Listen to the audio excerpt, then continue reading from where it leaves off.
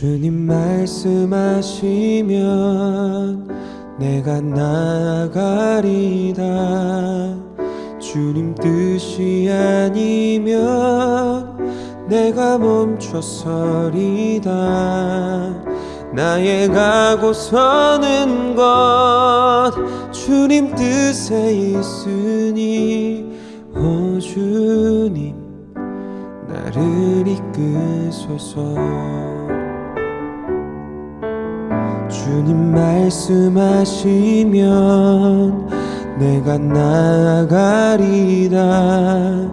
주님 뜻이 아니면 내가 멈춰서리다. 나의 가고 서는 것 주님 뜻에 있으니 오 주님 나를 이끄소서. 뜻하신 그곳에 나 있기 원합니다. 이끄시는 대로 순종하며 살리니 연약한 내 영혼 통하여 일하소서. 주님 나라와 그 뜻을 위하여 오 주님 나를 이끄소서.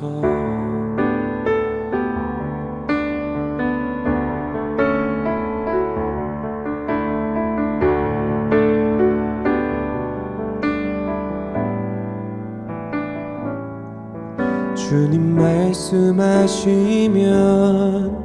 내가 나아가리다. 주님 뜻이 아니면 내가 멈춰서리다.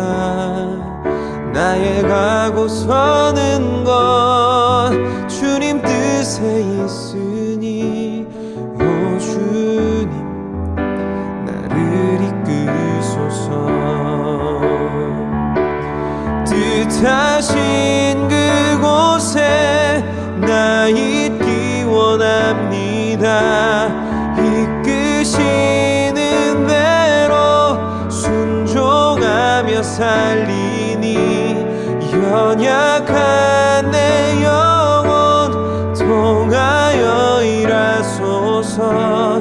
주님 나라와 그 뜻을 위하여 뜻하신 그곳에 나 있기 원합니다. 이끄시는 대로 순종하며 살리니 연약한 내 영혼 통하여 일하소서. 주님 나라와 그 뜻을 위하여 오 주님 나를 이끄소서. 오 주님 나를 이끄소서. 오 주님 나를 이끄소서.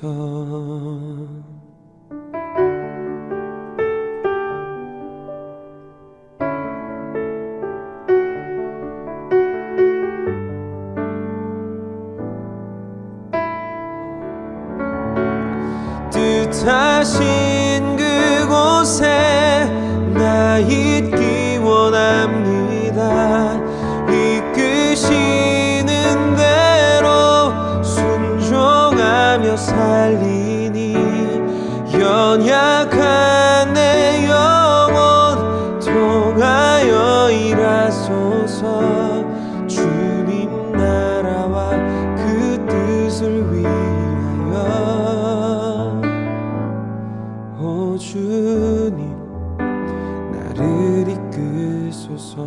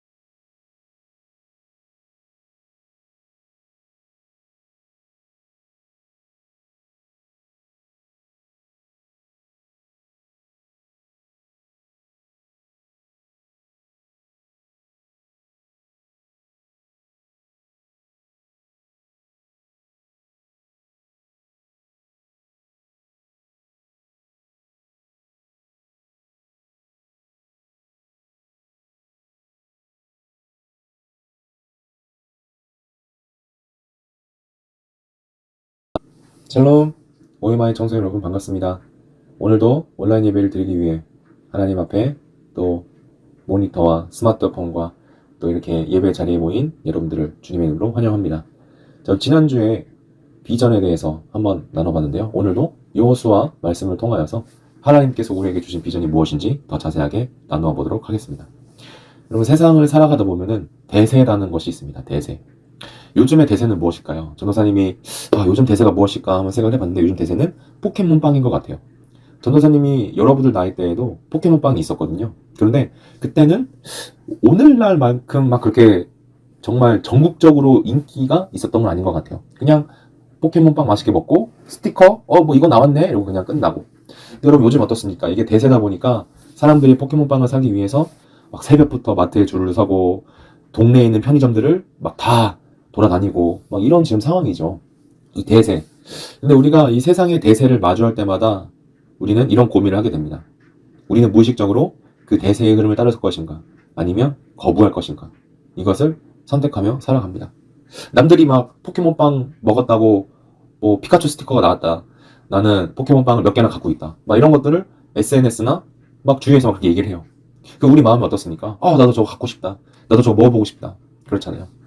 왜냐면 대세란 이렇게 우리의 마음과 생각을 압박하기 때문입니다. 이 세상에서 하나님의 자녀로서 크리스천으로 살아간다는 것도 이러한 선택의 연속이라고 할 수 있습니다. 내가 대세를 따를 것인가, 거부할 것인가. 오늘 성경에 기록되어 있는 많은 믿음의 선배들은요, 이러한 선택의 순간을 통과해야 했습니다. 문제는 평소 선택하지 않았던 것을 결정적인 순간에 선택할 확률이 거의 없다는 거예요. 우리는 늘 익숙한 것을 평소 하던 대로 선택합니다. 그래서 지금, 오늘, 평소에 내가 어떤 선택을 해야 할지 고민하고 끊임없이 하나님의 자녀답게 생각하고 결정 내리는 훈련이 필요합니다. 자, 오늘 본문 말씀에 그러한 선택을 한 여인을 만나보겠습니다. 자, 이스라엘 백성이 드디어 오랜 광야 생활의 종지부를 찍고 하나님이 약속하신 가나안 땅으로 들어가려고 합니다. 그런데 이 가나안 땅에 들어가려면은 많은 성들을 이제 점령을 하고 하나하나씩 땅을 취해 가야 하는데, 오늘 이 여리고성이라는 그 성을 앞두고 여호수아가 2명의 정탐꾼을 여리고성으로 은밀히 보냅니다. 자, 예전에 모세가 각 지파별로 대표자를 뽑아가지고 12명의 정탐꾼을 보냈는데요. 오늘 여호수아는 2명의 정탐꾼을 가나안 땅의 첫 관문인 여리고성으로 은밀히 보냅니다. 왜 2명을 보냈을까? 우리가 자세히는 알 수 없지만 아마도 사흘 안에 행동을 개시해야 하기 때문에 신속한 정탐을 위해서 딱 그렇게 2명만 보내지 않았을까, 이렇게 생각을 하게 됩니다. 자, 그런데 여리고성이 어떤 성이었느냐?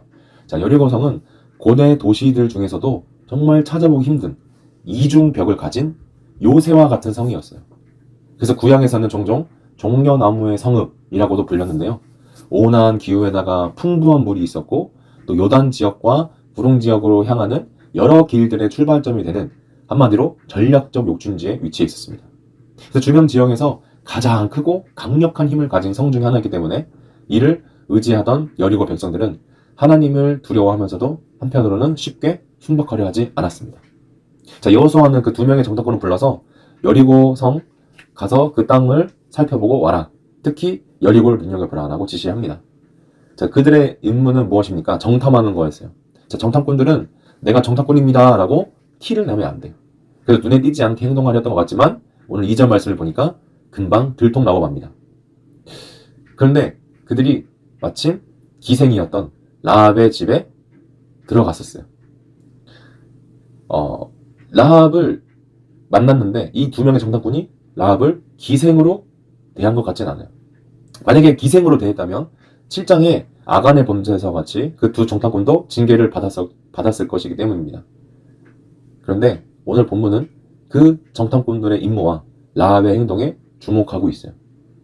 라합은 정탐꾼들을 지붕에 숨기고 이미 그 2 사람이 떠났다면서 여리고 왕이 그 정탐꾼들을 잡으러 온 사람들을 속입니다. 근데 이것은 반역 행위예요. 만약 라합의 거짓말이 탄로난다면 라합의 생명을 보장할 수 없습니다. 하지만 라합은 그 긴급한 상황에 오히려 침착해 보입니다. 라합은 이미 그들이 이스라엘의 정탐꾼이라는 것을 알았던 것 같아요. 그리고 그들이 오기 전에 이미 마음의 결정을 한 것 같습니다. 라합은 이스라엘이 이집트에서 나올 때 홍해가 갈라지고 또 많은 그 가나안 족속들을 절멸시키고 또 하나님의 그런 인도하심과 역사하심을 미리 다 소문으로 들었던 것 같아요. 그 모든 사실을 종합한 결과 라합은 이러한 결론을 얻게 됩니다. 첫째, 하나님이 여리고 땅을 이스라엘에게 주신 것을 알았어요. 오늘 9절 말씀에도 나와 있죠. 앞서 말한 사실들도 이 사실을 명확하게 보여주지만 강하고 강한 여리고성에 사는 사람들이 이스라엘과 맞서 싸우려 하기보다 두려워하고 있다는 것으로도 우리는 알 수 있습니다. 또 두 번째 11절 말씀처럼 하나님이 어떤 분인지 알았어요. 홍해를 가르고 또 아모리 사람의 두 왕을 절멸시킬 수 있는 것은 오직 하나님을 하실 수 있다고 깨닫기 때문입니다. 마지막 세 번째는 오직 하나님만이 자신을 구원해 주실 분이라는 것을 오늘 13절 말씀을 통해서 고백합니다. 그래서 자신뿐만 아니라 모든 가족의 생명까지도 걸 수 있었습니다. 실제로 여리고성이 무너질 때 여호수아 6장 25절 말씀을 보면 라합의 집은 구원을 받습니다. 자, 왜 라합은 정탐꾼을 숨겨주었을까요? 인간적인 눈으로 판단하기는 쉽지 않았을 것입니다. 여리고성은 당시에도 튼튼한 요새와 같았습니다. 쉽게 공략할 수 있는 곳이 아니었어요. 더군다나 이스라엘 백성과 같이 정규 군대가 없는 그 군대가 쉽게 함락할 수 있는 곳이 아니었어요. 하지만 이스라엘에게는 그동안에 많은 난관이 있었죠.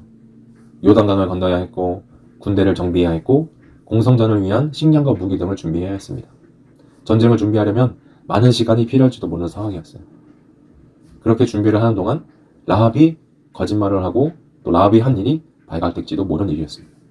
여러분, 믿음은요, 보이지 않는 것을 보게 합니다. 이스라엘 민족이 홍해를 가르고 그 긴 광야 생활 동안 인도하신 분은 능력의 하나님이셨습니다. 초강대국이었던 이집트에서 하나님의 백성을 이끌어 광야를 지나 여기 여리고성 앞까지 이끄신 분이 하나님이셨습니다. 성 안에 있는 여리고 왕과 성 밖에 이스라엘과 함께하고 계시는 만왕의 왕이신 하나님을 비교했을 때 라합의 선택은 명확했습니다. 이런 라합의 행동을 성경은 믿음이라고 분명히 말하고 있습니다. 라합은 믿음으로 라합 자신과 그녀의 가족들을 모두 구원했습니다. 그뿐만 아니라 라합은 예수님의 탄생 족보에도 그녀의 이름을 올립니다.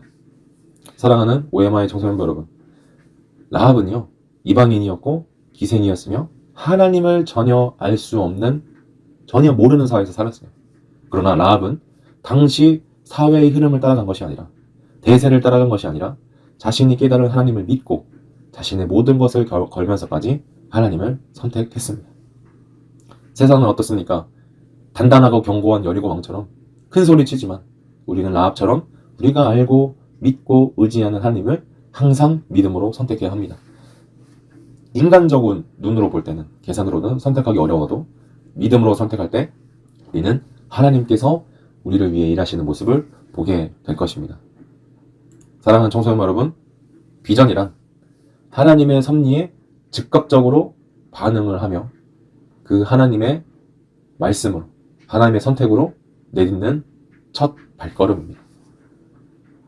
이것을 기억하시면서 이번 한 주도 하나님의 말씀대로 하나님의 뜻에 즉시 순종하는, 그래서 하나님의 비전을 이루어가는 우리 청소년부가 되기를 간절히 소망합니다.